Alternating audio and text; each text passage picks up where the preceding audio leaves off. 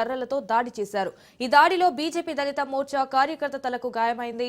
ఈ క్రమంలో అక్కడకు పెద్ద సంఖ్యలో చేరుకున్న పోలీసులు ఇరు వర్గాలను చెదరగొట్టే ప్రయత్నం చేశారు. రైట్, ఇక ఇదే అంశానికి సంబంధించి మరిన్ని డీటెయిల్స్ మా ప్రతినిధి రత్నకుమార్ లైవ్ లో అందిస్తారు. రత్నకుమార్, మొత్తానికి అక్కడ సిట్యువేషన్ ఏంటి అండ్ మొత్తానికి బండి సంజయ్ డిమాండ్ కూడా ఏంటి? రత్నకుమార్.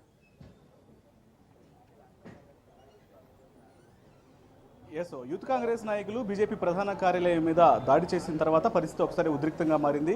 ఇమీడియట్ గా బీజేపీ ప్రధాన కార్యాలయం వద్దకు ఇటు బీజేపీ సీనియర్ నేతలతో పాటు యువమోర్చా నేతలు కూడా చేరుకుంటున్నారు. దీని మీద ఖచ్చితంగా పోలీసులు చర్యలు తీసుకోకపోతే మాత్రం తాము తర్వాత జరిగేటువంటి పరిణామాలకు మాత్రం ఖచ్చితంగా బాధ్యత వహించాల్సి ఉంటుంది అని కూడా హెచ్చరికలు జారీ చేస్తున్నటువంటి పరిస్థితి కనిపించింది. ప్రజెంట్ మనం బీజేపీ ప్రధాన కార్యాలయం దగ్గర ఉన్నాం.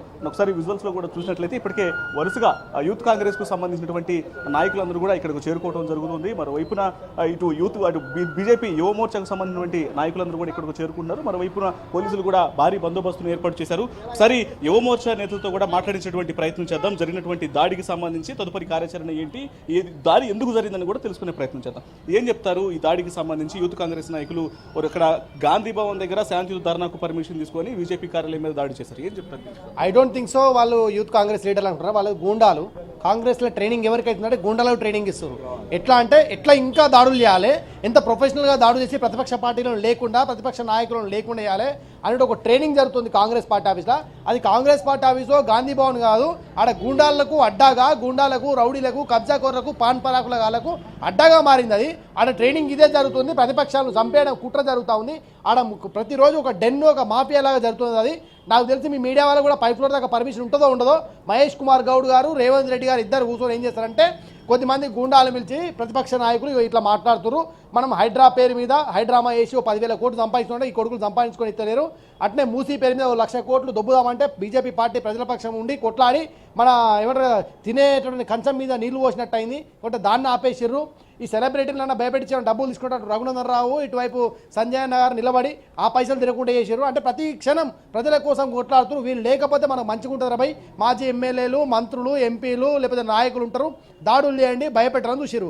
అరే నువ్వు కాదు, మీ బాబు పుట్టక ముందు పుట్టినటువంటి పార్టీ భారతీయ జనతా పార్టీ, వీళ్ళు భయపడతారా? శ్యామ్ ప్రసాద్ ముఖర్జీ భవన్ అనేటువంటిది ప్రజలకు అండగా ఉంటుంది నిత్యం. స్టిల్ మేము కొట్లాడతాం. వాళ్ళు చేసిన దాడిని వాళ్ళు ఏ భాషలో అయితే అర్థం చేసుకుంటారో ఆ భాషలో మేము సమాధానం చెప్తాం. ఒక్కడే ఒకరు చిత్తరంజన్ రెడ్డి ఇక్కడ నిలబడ్డాడు దాడి చేస్తూ ఉంటే చలో ఏం చేస్తారు చేయరాబాజీ పిరికి పందలాగా పారిపోయారు కదా. మళ్ళీ ఎందుకు పారిపోయాం? నీ దమ్ము, నీ ధైర్యం, మందు తాగి బిర్యానీ తిన్న తర్వాత వస్తుంది రాబాయ్. మాకు తిన్నా ఇంకోటి చేసినా చేయకుండా డెఫినెట్లీ మేము చెప్తా ఉన్నాం కదా. పార్టీ కార్యకర్తల పైన, పార్టీ పైన దాడిని మేము తీవ్రంగా ఖండిస్తూ ఉన్నాం. ఇది కేవలం బీజేపీ ఆఫీస్ పైన కాదు, భారత సంవిధానం పైన, భారత రాజ్యాంగం పైన, ప్రజాస్వామ్యం పైన జరిగిన దాడిగా మేము భావిస్తూ ఉన్నాం. మరికొంతమంది బీజేపీ నేతలతో కూడా మాట్లాడించే ప్రయత్నం చేద్దాం. సరే ఏం చెప్తారు యూత్ కాంగ్రెస్ నాయకులు బీజేపీ ప్రధాన కార్యాలయం మీద చేసినటువంటి దాడికి సంబంధించి ఏం చెప్తారు, ఎందుకు జరిగింది? వాళ్ళు మూర్ఖులు, ప్రజాస్వామ్యం మీద వాళ్ళకి నమ్మకం లేదు, గుండాయిజం మీద నమ్మకం ఉన్నది. వాళ్ళ చరిత్ర అంతా గుండాయిజమే. గతంలో కూడా చూసినాము వాళ్ళ చరిత్ర గుండాయిజం కాబట్టి వాళ్ళు అదే పని చేస్తారు. వాళ్ళకి రాజ్యాంగం మీద నమ్మకం లేదు. రాజ్యాంగం నిర్మాణం చేసిన డాక్టర్ బాబాసాహెబ్ అంబేద్కర్ గారి మీద కూడా వాళ్ళకి నమ్మకం లేదు.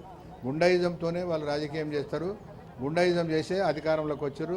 100 అబద్ధాలు ఆడినరు, 6 గ్యారంటీలు అన్నారు. ఇవన్నీ చెప్పి వాళ్ళకి అధికారంలోకి వచ్చిండ్రు. వాళ్ళు అధికారంలోకి వచ్చిన తర్వాత ఈ రాష్ట్రంలో ఏ విధంగా పరిపాలన సాగుతుందో, ప్రతిపక్ష పార్టీలను ఏ విధంగా మరి టార్గెట్ చేసి మరి వాళ్ళ మీద దాడులు చేస్తుండ్రో తెలంగాణ ప్రజలకు అందరు కూడా ఎరక. ఇక దగ్గర పడ్డది వాళ్ళకు. ఏడాది అయిపోయింది, ఎదురు చూస్తున్నారు ప్రజలు కూడా ఎప్పుడు కాలం ముగుస్తుందా అని. ఖచ్చితంగా వచ్చినప్పుడు వాళ్ళకు దీని రిపోర్ట్ ఏందో వాళ్ళు చెల్లిస్తారు. సో అది ఖచ్చితంగా